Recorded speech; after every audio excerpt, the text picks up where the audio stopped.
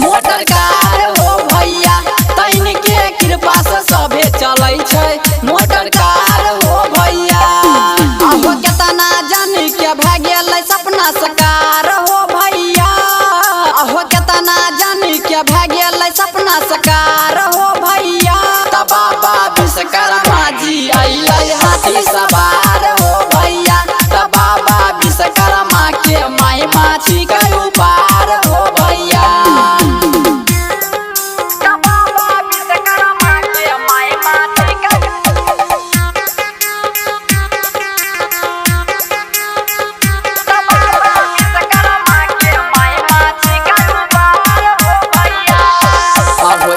बनावल छै लंका निशान हो देवलोक में करै छै इनकर बखान हो। इनके कृपा से लोग बनै विज्ञान हो सबके बनाबै छै बिगड़ल काम हो।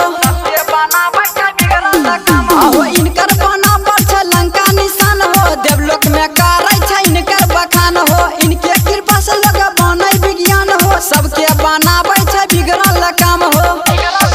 आहो 17 सितंबर छै दिनमा शनिवार हो भैया।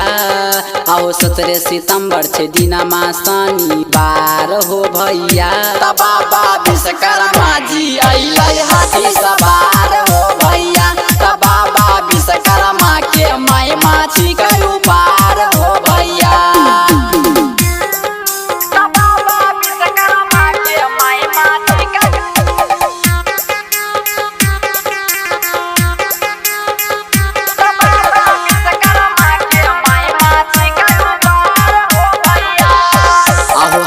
कमंडल छै माथे पे चंदन डीजे बजा के चला करे अभिनंदन। भुवना माई के आई गेलै हो नंदन दुनू हाथे जोड़ी के कर लेबै बंधन।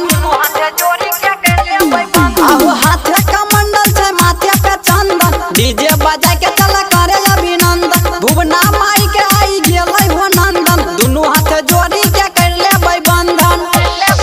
आहो राइटर पंकज के सपना भेलै साकार हो भैया। आहो मिथुन प्रेमी के सपना भेलै साकार हो भैया। त बाबा विश्वकर्मा जी अइलै